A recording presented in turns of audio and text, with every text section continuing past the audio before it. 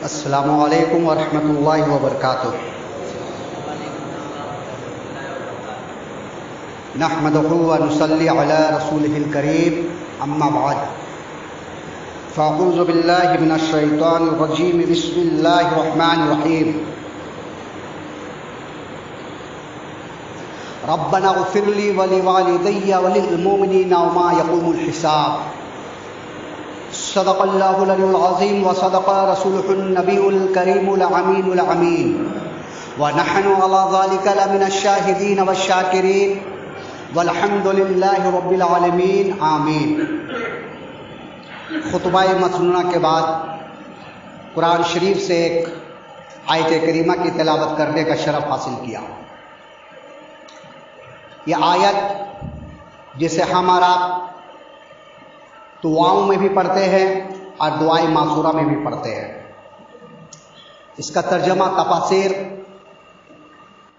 بیان کرنے سے پہلے ہم سب مل کر آقا علیہ الصلوۃ والسلام کے بارگاہ بکشفنہ میں درود پاک پڑھ لیں۔ اللہم صلی علی سیدنا و مولانا محمد وعلی آل سیدنا و مولانا محمد وبارک وسلم۔ صلاۃ و سلام علیک یا رسول اللہ صلی اللہ علیہ وسلم۔ حضرت ابراہیم علیہ السلام کا واقعہ آپ سامعین سماعت فرما رہے تھے۔ اس سے پہلے میں یہ عرض کرنا چاہتا ہوں، اور بہت سے لوگ پوچھے بھی تو اسے ڈکلیئر کر دینا چاہتا ہوں، جیسے کل 15 تاریخ تھی رجب المرجب، اور بہت مشہور و معروف فاتحہ خوانی جسے کنڈے کی نیاز کہتے ہیں، حضرت جعفر صادق رضی اللہ تعالی عنہ کے نام سے وسیلے سے یہ نیاز دلائی جاتی ہے۔ بات یہ آئی کہ کنڈے کی نیاز کرنے کے بعد لوگ وہی کھاتے ہیں، اسے باہر نہیں لے جاتے، معلوم نہیں اسے کیا سمجھتے ہیں،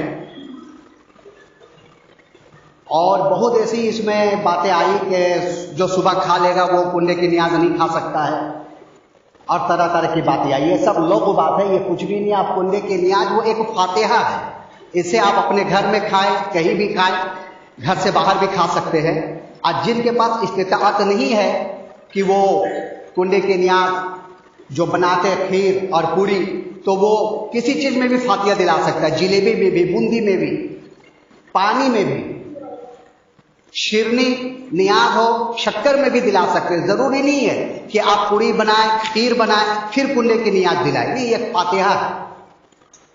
ایسے آپ پانی میں بھی فاتحہ حضرت جعفر صادق رضی اللہ تعالیٰ عنہ کے نام پہ دے سکتے ہیں، وہی ثواب، وہی رتبہ، وہی آپ کو ملنے والا ہے۔ اور اللہ تعالیٰ نے آپ کو اتنی استطاعت دیا ہے تو آپ الحمدللہ بنائیں۔ اور بات رہی برتن کی کہ لوگ مٹی کے برتن میں ہی کیوں فاتحہ کرتے ہیں، تو ایسی کوئی بات نہیں ہے، آپ کسی بھی برتن میں فاتحہ کر سکتے ہیں، مٹی کی برتن کوئی ضروری، کوئی واجب نہیں ہے۔ ہاں یہ ہے حضور اکرم صلی اللہ علیہ وسلم کی حدیث کہ جس گھر میں مٹی کی برتن ہوتے ہیں وہاں پہ فرشتے زیارت کے لیے آتے ہیں، تو مٹی کے برتن ہونا گھروں میں رکھنا چاہیے، اس میں برکت بھی ہے۔ اور ضروری نہیں ہے کہ ہم اگر نہ ہو تو ہم لائیں اور اسی میں کریں، آپ کسی چیز میں بھی فاتحہ کر سکتے، کسی برتن میں بھی کر سکتے ہیں۔ اور دوسری بات، کہیں بھی اس فاتحہ کی شیرنی کو کھا سکتے، ضروری نہیں ہے کہ جہاں ہم فاتحہ کریں وہیں پہ کھائیں، دوسرے کے گھر میں بھی ہم دے سکتے ہیں، اپنے گھر میں بھی لا کر کھا سکتے ہیں۔ دوسری بات کہ جو عورتیں اپنی مخصوص ایام میں ہوتی ہیں انہیں ان کے پاس نہیں جانے دیا جاتا ہے، کوئی حرج نہیں ہے، وہ عورتیں فاتحہ بنا بھی سکتی ہے، شیرنی بھی بنا سکتی ہے اور اسے کھا بھی سکتی ہے، کوئی حرج نہیں ہے اس میں۔ جو اپنی مخصوص ایام میں عورتیں ہوتی ہے انہیں ان کے سکنے تک، وہاں جانے تک نہیں دیتے، یہ سب جاہلیت ہے اور کچھ نہیں ہے۔ وہ عورتیں باضابطہ اسے بنا بھی سکتی ہے اور فاتحہ ہونے کے بعد کھا بھی سکتی ہے، کوئی حرج نہیں ہے، شریعت میں کوئی ممانعت نہیں ہے۔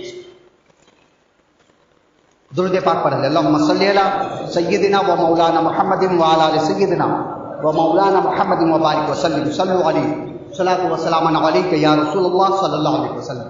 آپ سماعت فرما چکے حضرت ابراہیم علیہ السلام اور حضرت اسماعیل علیہ السلام کعبہ شریف بنائے اللہ کے حکم سے اور پھر دعا فرمائے. اس کے بعد حضرت اسماعیل علیہ السلام اسی قوم میں بڑھتے رہے پلتے رہے اور حضرت ابراہیم علیہ السلام اپنے بیٹے سے ملاقات کے لیے آتے رہے. ہر مہینہ آتے تھے، ملاقات کر کے چلے جاتے تھے. حضرت حاجرہ رضی اللہ تعالی عنہ وفات پا چکی تھی. حضرت ابراہیم علیہ السلام ایک بہت ہی بہترین کلام اپنی زبان سے ادا کیے جس کو اللہ تبارک و تعالیٰ نے قرآن میں اس کلام کو ڈال دیا ہے اور قیامت تک کے لیے. اور اتنے بہترین دعائی جملہ ہے کہ ہر انسان کو وہ جملہ، وہ الفاظ اور یہ جو آیت کریمہ ہے قرآن میں جو حضرت ابراہیم علیہ السلام کے الفاظ نکلے ہوئے ہیں، ہر انسان کو یہ آیت کریمہ یاد ہونی چاہیے. ربنا تقبل دعائی وربنا اغفر لی ولوالدی وللمؤمنین یوم یقوم الحساب. اے ہمارے رب، اے اللہ، ہمیں بخش دے، ہمیں معاف فرما دے. حضرت ابراہیم علیہ السلام کے یہ جملے ہیں. اور ہمارے والدین کو بخش دے، ہمارے ماں باپ کو بخش دے. اب جن لوگوں کا یہ کہنا ہے کہ آزر حضرت ابراہیم علیہ السلام کے والد محترم تھے تو نہیں، لیکن بہت سے لوگ قرآن میں جب اب آیا ہے تو یہ تفسیر بیان کرتے تھے کہ حضرت ابراہیم علیہ السلام کے والد یہی تھے. جیسے حضرت ابراہیم علیہ السلام کے والد کا نام تاروخ تھے، وہ انتقال کر چکے تھے. اور اللہ تبارک و تعالیٰ نے منع فرمایا، اے ابراہیم اپنے باپ کے بارے میں دعا نہ کرو، یعنی اپنے چچا کے بارے میں دعا نہ کرو، یہ راہ راست میں نہیں آنے والا ہے، یہ کفر کے حالت میں ہی مرے گا. پھر حضرت ابراہیم علیہ السلام یہ دعا کیوں کیے؟ جب اللہ تبارک و تعالیٰ نے منع فرما دیا تھا حضرت ابراہیم علیہ السلام کو کہ اپنے چچا کے بارے میں، یعنی اب آیا ہے، اپنے باپ کے بارے میں دعا نہ کرو، وہ کفر کے حالت میں ہی مرے گا، ایمان لانے والا نہیں ہے. پھر زر کے مرنے کے کئی سال کے بعد حضرت ابراہیم علیہ السلام کعبہ شریف بن جانے کے بعد، مکمل ہو جانے کے بعد، آنے جانے کے بعد وہاں یہ جملہ حضرت ابراہیم علیہ السلام اپنی زبان سے نکالے تھے، ربنا تقبل دعائی وربنا اغفر لی ولوالدی، اے رب ہمارے والدین کو بخش دے، ہمارے ماں باپ کو بخش دے. تو اس جملے سے، اس آیت سے پتہ چلا کہ زر حضرت ابراہیم علیہ السلام کے ابا نہیں بلکہ چاچا تھا، اور جو ابا حضور تھے وہ حضرت تاروخ رضی اللہ تعالیٰ عنہ. اور الحمدللہ ہم ہر نماز میں دعائے معصورہ کے طور پہ اس آیت کو پڑھتے ہیں درود ابراہیم پڑھنے کے بعد. اور کتنے خوش نصیب ہیں وہ مسلمان جو ہر 5 وقت کی نماز میں اپنے ماں باپ اور کل مومنین کے لیے دعائیں مغفرت کرتے ہیں، کل مومنین کے لیے. درود ابراہیم پڑھنے کے بعد یہ دعائیں معصورہ میں پڑھا جاتا ہے. اس آیت کریمہ کو لوگ پڑھتے ہیں اور پڑھنا بھی چاہیے، ہمیں دعا میں بھی پڑھنی چاہیے. اے اللہ ہمیں بخش دے، ہمارے ماں باپ کو بخش دے، اور تمام مومنون کو بخش دے، تمام مومنین کو بخش دے، تمام مسلمانوں کو بخش دے. کب؟ یوم القیامہ، قیامت کے دن، جس دن حشر کا میدان ہوگا اس دن ہمیں بخش دینا، میرے ماں باپ کو بخش دینا، اور جتنے مومنین ہیں سب کو بخش دینا. اللہ کے پیارے نبی علیہ الصلوۃ والسلام ارشاد فرماتے ہیں کہ جب تم دعا کرو تو غیبانہ اپنے بھائیوں کو یاد کیا کرو. ہر دعا میں اپنے بھائی کو یاد کیا کرو. بھائی سے مراد کل مومن یقوا، ہر مسلمان آپس میں بھائی بھائی.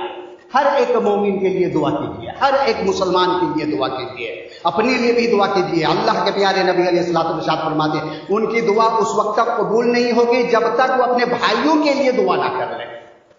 جب ہم اپنے لیے دعا مانگیں گے نا کبھی بھی وہ دعا قبول نہیں ہوگی جب تک ہم اپنے بھائیوں کے لیے دعا نہ مانگتے. تو اب یاد رکھیں دعا میں خود کے لیے بھی دعا کریں اور تمام مومن و مومنات ہر مسلمان کے لیے دعا کریں، ہر مومن کے لیے دعا کریں. اور آج دعا کی سخت ضرورت ہے، اور دعا اس وقت تک قبول نہیں ہوگی جب تک کہ آپ اپنی زبان سے سچ نہیں بولیں گے، جب تک آپ لقمہ حلال کا نہیں ڈالیں گے. اگر آپ رائے کے دانے کے برابر بھی حرام کا لقمہ کھائے نا، حلق میں چلا گیا پیٹ کے اندر، تو پھر وہ دعا ہماری قبول نہیں ہوگی.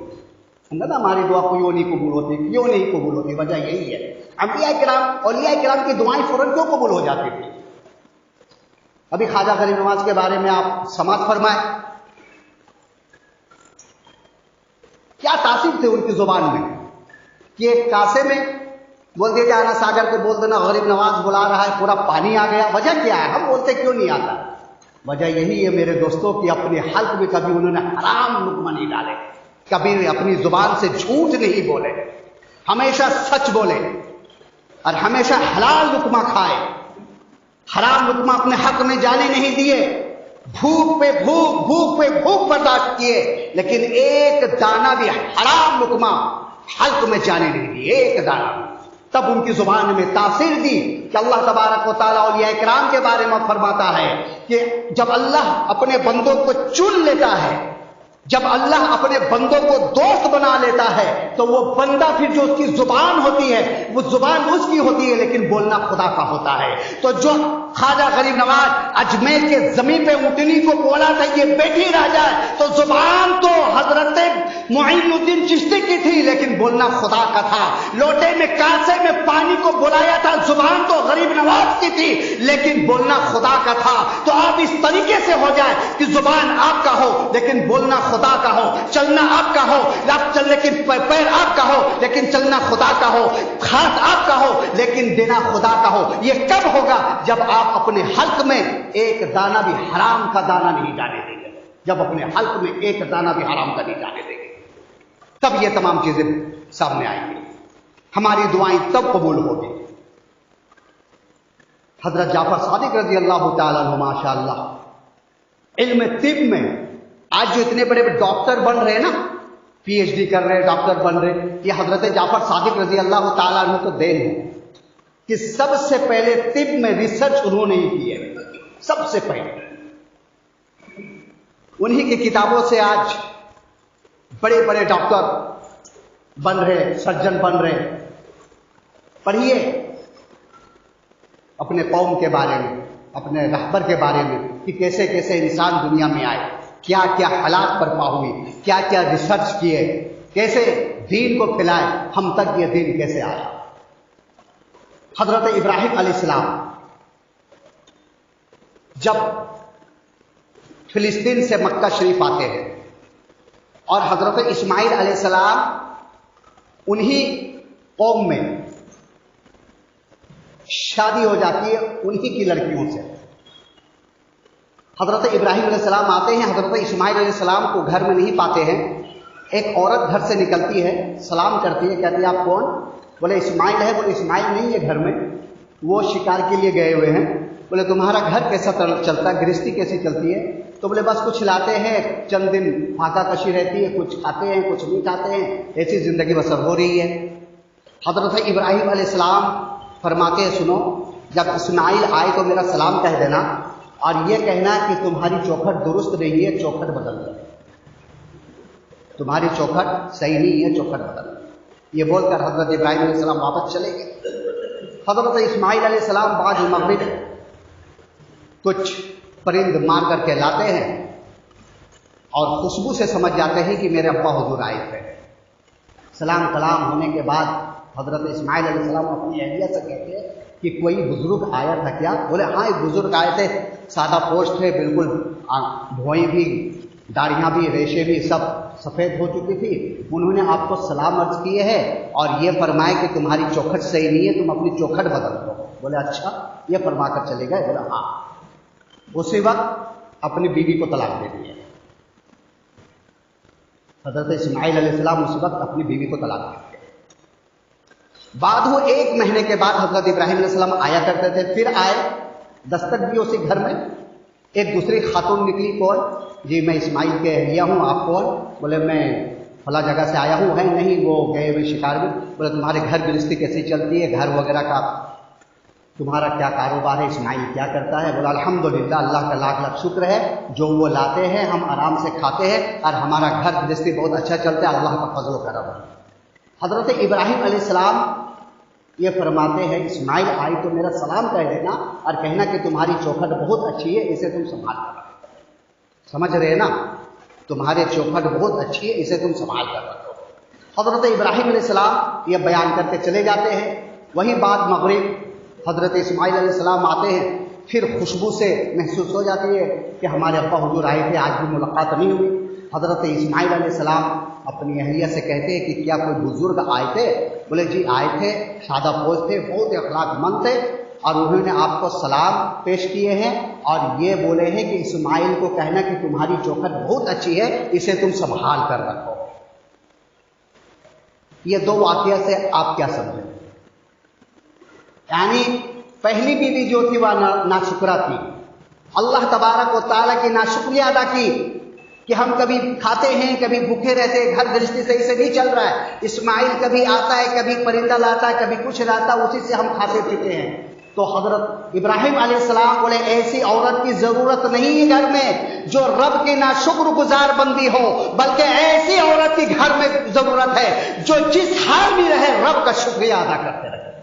और उसी घर में खैर बरकत नहीं है जिस घर में अल्लाह रब्बुल इज्जत की शुक्र अदा करे। आप किसी भी हाल में हो, चाहे जैसी भी हालात हमारे अंदर हो, जब कोई आपसे पूछे क्या खैरियत है, फौरन जुबान से निकलनी चाहिए अल्हम्दुलिल्लाह, अल्लाह का शुक्र है, बहुत बेहतर। हमारे आका अलैहिस्सलातु वस्सलाम इरशाद फरमाते हैं कि अगर कोई शख्स परेशानियों में मुब्तला हो और किसी दोस्त यार या किसी ने उससे पूछ लिया तुम्हारी खैरियत क्या है, और उसने कहा अल्हम्दुलिल्लाह मैं बहुत अच्छा हूं, यानी अपनी परेशानियों को जाहिर नहीं किया, तो अल्लाह तबारक व तआला उसके तमाम गुनाहों को बख्श देता है, तमाम गुनाहों को माफ कर देता है। लेकिन हमारा मामला तो बिल्कुल उल्टा ही है। हम चाहे कितने भी खुशहाल हो, कहाँ मियाँ कारोबार अब पड़ा हुआ है, कहाँ चल रहा है। अरे आज अगर परेशानी है तो उस दिन याद करो, उस वक्त को याद कर लिया करो जिस वक्त अल्लाह तबारक व तआला ने फराहमी दिया था। उस वक्त क्यों नहीं याद करते? थोड़ी सी परेशानी हो जाती है तो चीमी गोया करना चालू कर देते हैं। अल्हम्दुलिल्लाह हमेशा जुबान में जारी रहे, अल्हम्दुलिल्लाह, अल्लाह का शुक्र है। और अल्लाह तबारक व तआला ये जो शुक्रिया करता है अल्लाह तबारक व तआला को, आका अलैहिस्सलातु वस्सलाम इरशाद फरमाते हैं जो शुक्र अदा करता अल्लाह तबारक व तआला उसकी जिंदगी में, उसके रिज्क में बरकतें अता फरमा देता है। और जो ना शुक्र अदा करता है अल्लाह तबारक व तआला उसके रिज्क में, उसकी जिंदगी में बरकत को खत्म कर देता है, बरकतें खत्म हो जाती है। तो हमेशा शुक्रिया अदा करें अल्लाह रब्बुल इज्जत की, चाहे जिस हाल में भी हो। अल्लाह का फजल है, अल्हम्दुलिल्लाह, अल्लाह जिस हाल में भी रखा है बहुत अच्छा हो। तो अल्लाह के प्यारे नबी हजरत इब्राहीम अलैहिस्सलाम आते जाते और फिर इसी असना में 13 साल गुजर जाने के बाद एक खुशखबरी सुनाई दी जाती है। हजरत सारा रज़ी अल्लाह ताला अन्हा फरिश्ते आते हैं और क्या खुशखबरी है? हजरत इसहाक अलैहिस्सलाम के बारे में। इंशाअल्लाह तबारक व तआला हजरत इसहाक और हजरत लूत अलैहिस्सलाम के बारे में अगले जुमा कुछ गुफ्ता सुनीद होगी। आप सब सफ़े दुरुस्त कर लें। वमा अलैना अल बलाग।